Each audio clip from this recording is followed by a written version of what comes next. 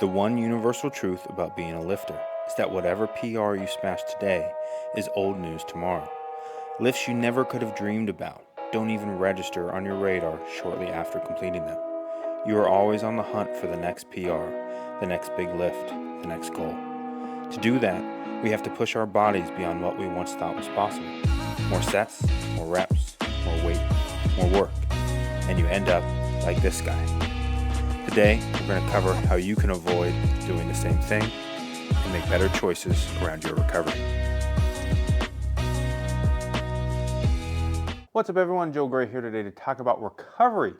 I used my first foam roller a solid 15 years ago. Since then, I've used a handful of them, about a half a dozen massage guns, wraps, straps, compression devices, and all kinds of different things in an effort to enhance my recovery and keep myself in one piece. Today we're going to talk about what recovery is and how it works, so that way you can decide if any of these tools I talk about today are the right addition for you and your home gym or not. Quick housekeeping item for us today. Some of the items mentioned in today's video were sent to me for free.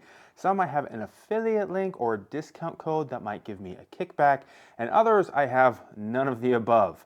I paid for out of my own pocket and used because I wanted to take them for a ride. To keep it simple, at the end of this video, if you want to buy anything I mentioned here today, you can use the links in the description, and that will likely support my channel, the things I do, website, all that good stuff.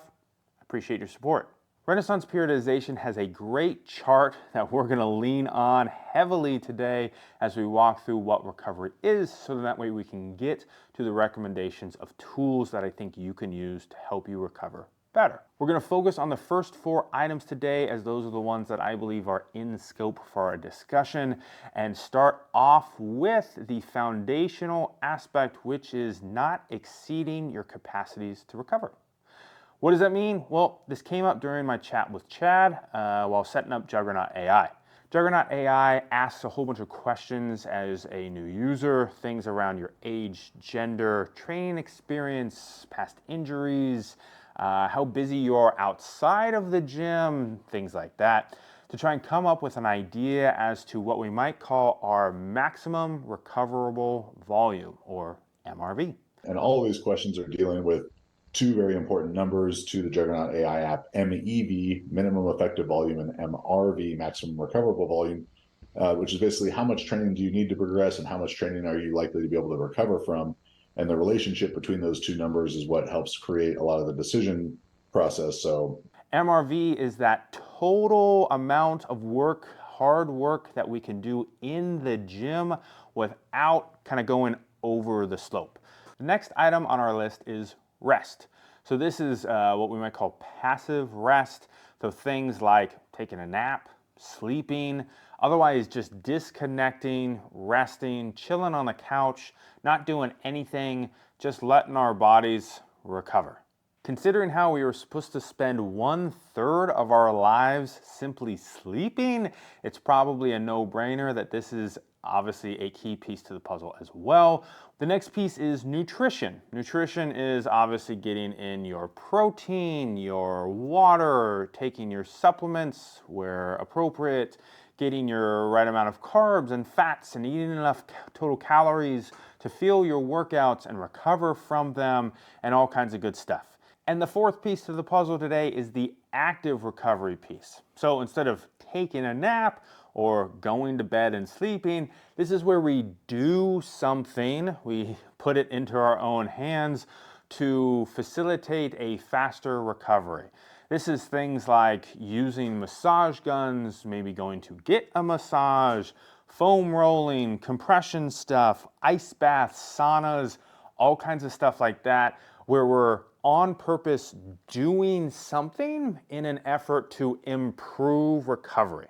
Using a lot of these, especially at the right times, could have the exact opposite effect that we want and add more recovery responsibilities to our plate as opposed to less. I use quite a few tools, but I'm not necessarily looking at them as recovery on their own. Instead, I look at them as a way to help me be better with the first couple of items of recovery. So, first up is building your capacities. This is what in the powerlifting world is typically referred to as GPP, or General Physical Preparedness. If you're primarily a lifter or a strength sport athlete, like you said, the cardio, the conditioning is going to improve your lifts. Yep. You can cut down rest time, be a little more efficient when you're lifting, and obviously be more efficient if you're playing an actual sport that requires you to run or do any sort of running. And then if you're on the running side of things, whether you're a bigger individual like myself or, your traditional smaller runner, you still want to build a frame that can support yourself to run any distance. It'd be more efficient over time and translate some of that strength into power that you put into the ground to keep you moving. And it goes into our ethos of a curved treadmill that you actually have to put force into to get it to move. This is, yes, unfortunately, cardio and conditioning type work. This does not mean that we need to be marathon runners, but if we take a look at guys like the dudes at Westside Barbell, we can see that these dudes are chasing down huge numbers on the platform and are regularly including things like sled work, farmers walks, and other high rep type exercises to build their conditioning, their cardiovascular abilities, because that has a positive impact on our ability to recover between sets, between workouts, and all around be a healthier individual. You have to have a wide base. If you want to reach the top, you got to go out. I've said this 100 times.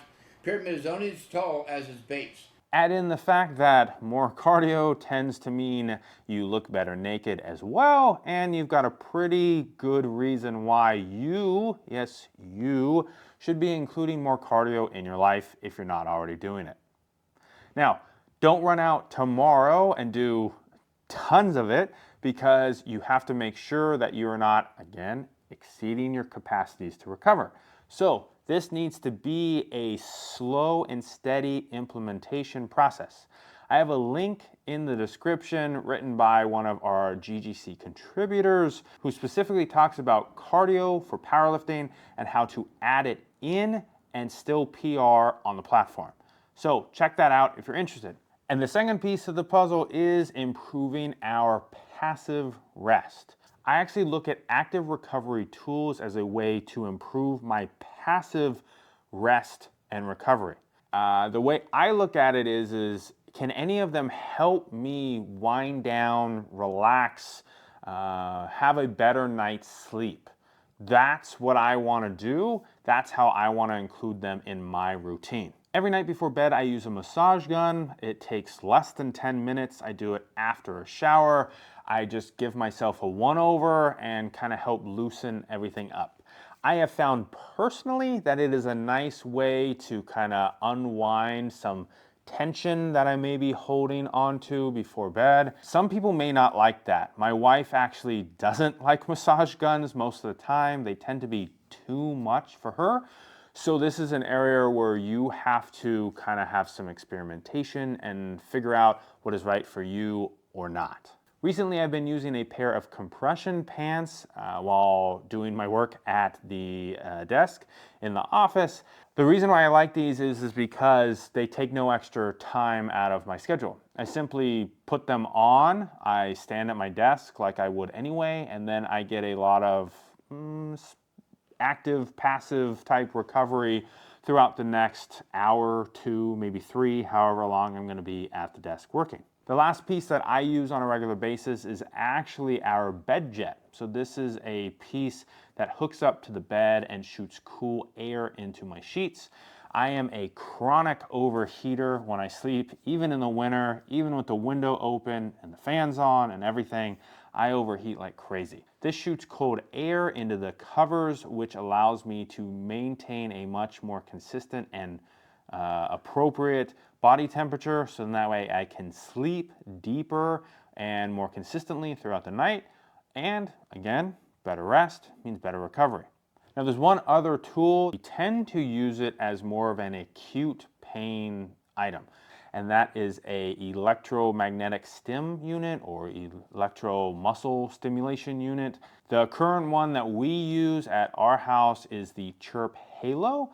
So my wife is a nurse, and consistently at work we'll have situations where she has to hold pressure on some type of an injection spot or something like that. And holding your arms like this for like 45 minutes at a time, all this and up into the shoulders and neck and back gets tight. Does not matter what she does in the gym, that's not a fun one. So we're able to hook up the EMS unit to her upper back. She can kind of loosen up that musculature a bit, which helps her sleep. We're not looking for her to make gains off of her job or anything like that. We're also not worried about that interrupting her progress there. We're simply looking for her to be able to make it from day to day to day in her job. Nutrition, tools and stuff aren't really a big thing. Instead, what we're looking at is you should probably be a healthy individual with the things that you put in your mouth on a consistent basis. Follow something around the 80-20 rule, 80% good, 20% sweets and fun stuff and whatever. Get your protein in, about 1 gram per pound of body weight. Get in your water, get enough fats, get the rest from your carbs, and make sure that in general, the foods that you're eating are healthy, make you happy, make you feel good, and get your blood work checked, those kinds of things to make sure it's all moving forward in the right way. There is a laundry list that continues to grow by the day of tools on the market that claim to help you with recovery. Some I have tried, some I have not, some I'd like to, some I don't want to. But the general ideas that I can leave you with today are this. First, no matter what anyone tells you, none of these items are required or crucial pieces to the puzzle to help you down your path to success as a lifter or as a general human being or anything in between. So instead of buying the next flashy thing that influencer dude told you to buy, I instead would encourage you to do this. First, don't skip on the cardio. I know, I don't like cardio that much either. I do it because it makes me feel better, it makes me move better, it makes me healthier. You should do it too. Number 2, make sure that you're getting enough good quality sleep. If you find that your sleep is impacted by tense muscles, overheating, something to that extent, and you can find a tool that helps you in that regard, buy it. Otherwise, if you're sleeping good and things are moving in the right direction, keep doing what you're doing. Number 3, nail your nutrition. You are an adult. You know what's good for you and what isn't most of the time. And the last piece, the smallest piece of the puzzle, is to simply look at your daily routine. Think about, do you have any nagging issues or injuries? Anything that's impacting your day-to-day life? And could you grab a tool to help alleviate that? Otherwise, you take care of those first 3 and you are like 99.9% of the way there in terms of what you can do to improve your recovery. And with that, that is my stance on recovery and recovery tools. Did I miss something? Do you have a favorite tool that you use that has helped you in some way? Drop the details in the comments. Maybe you disagree with me. Maybe you love ice baths. You're wrong, but that's okay. You can drop it in the comments and let me know why I'm wrong about you being wrong. If you want more info on any of the items discussed today, including Juggernaut AI, the weighted vest I'm currently using, any of the recovery tools or anything like that, I will have links in the description for you, as mentioned, including articles on some of these topics as well. If you found this information helpful, entertaining, or I don't know, you just like my face, give me a thumbs up. And with that, I'll be back with more Home Gym Awesomeness for all of you very soon. Peace.